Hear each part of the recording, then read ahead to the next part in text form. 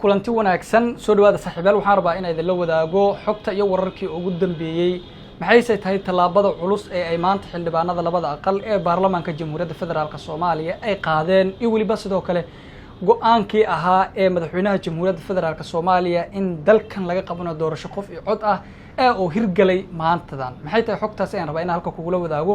soo dhawow saaxiibar kale hore hadii ay tahay markii ugu horreysay ku soo gaaro bogeena fadlan na soo raac oo ka mid noqo saaxiibadeena followna na soo dhammaanidin soo dhawaad saaxiibayaal siina share gareeya muuqaalkan si qof kasta Soomaaliya u gaaro doorashadan isaguna qayb ugu noqdo way soo dhawaad xildhibaanada labada aqal ee baarlamaanka Jamhuuriyadda Federaalka Soomaaliya ayaana ansixiyay xeerka dhismaha guddiga ee madaxa bannaan ee markaasi doorashooyinka qaranka iyadoona markaasi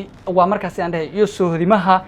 waxaana sidoo kale si gacan taag ah markaasi ku ansixiyay xildhibaanada labada aqal ee baarlamaanka Jamhuuriyadda Federaalka Soomaaliya oo soo xaadiray xarunta golaha shacabka ee baarlamaanka Jamhuuriyadda Federaalka Soomaaliya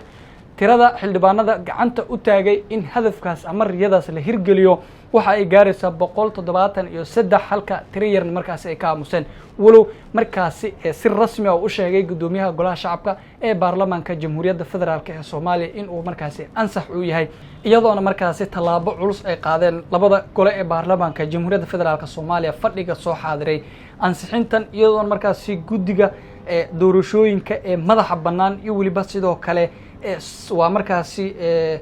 sohdimaha ee ku aadan xilliga doorashada markaasi ay qabsoomi lahayd iyo waliba sidoo kale halkii loo mari lahaa ama talaabooyinkii loo qaadi lahaa guddiga markaasi ka soo shaqeyn lahaa xaaladaasi oo markaasi maanta si weyn baarlamaanka Soomaaliya u ansixin taasi oo u ah talaabo culus oo ay markaasi dawladda Soomaaliya ku talaabsatay iyo waliba xukuumadda Jamhuuriyadda Federaalka ee Soomaaliya waxaana sidoo kale si weyn bulshadu ammaan iyo waliba sidoo kale bogaadin ay ugu dirayaan talaabada culus ee ay qaadeen xildhibaanada labada aqal ee baarlamaanka Jamhuuriyadda Federaalka ee Soomaaliya taasi oo waqtigan la joogay ay tahay tii markaasi loo baahnaa misana shacabka Soomaaliyeed ay u baahnaayeen walow ay jiraan siyaasiyiin si weyn ugu soo horjeeda talaabadan maanta ay qaadeen xildhibaanada labada gole ee baarlamaanka Jamhuuriyadda Federaalka Soomaaliya iyo waliba sidoo kale qorshaha ah in markaasi si weyn loo ansixiyo guddiga doorashooyinka qaranka iyo sohdimaha ee madaxa bannaan ee Jamhuuriyadda Federaalka ee Soomaaliya waxaana sidoo kale jira madaxweynaha Jamhuuriyadda Federaalka Soomaaliya in uu markaasi si weyn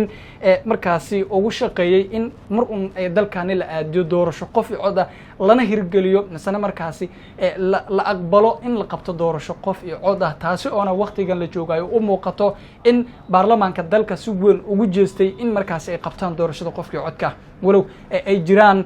markaasi maamulka Puntland iyo waliba sidoo kale Jubbaland kaliya ay dibad joog ay ka yihiin halka maamulada kale si weyn ay markaasi u raacsan yihiin talaabada ah in markaasi guddigan la magacaabay doorashooyinka madaxa bannaan ee qaranka iyo waliba sohdimaha ay si weyn markaasi dhankooda u soo dhaweynayaan waxaana sidoo kale jirta in baarlamaanka Soomaaliya ay ka go'an tahay in ay markaasi dalkan aadiyaan doorashada qofkii codka ah taasi oo markaasi wax weyn uga dhigan misana markaasi kaalin mugle ugu geysan karaan ay sharafna u noqon karto baarlamaanka 10aad ee dalka oo markaasi soo gaarsay dalkan in doorasho qof cod ah lagu iman karo wixii ka dambeeya waqtigaasi madaxweynaha iyo waliba sidoo kale ra'iisul wasaaraha ayaa dadaal adag ku bixinayay tan iyo waliba xilligii ay imaadeen in markaasi dalkan ay aadiyaan ama markaasi si hagar la'aan ugu shaqeeyaan walow ay jiraan dad badan oo markaasi si weyn u dhaleela howlaha iyo waliba shaqada adag ee baaxadda leh ee markaasi ka socota baarlamaanka dhexdiisa inkastoo dawladda Soomaaliya ay dagaal culus ay kula jirto kooxda AS iyo waliba sidoo kale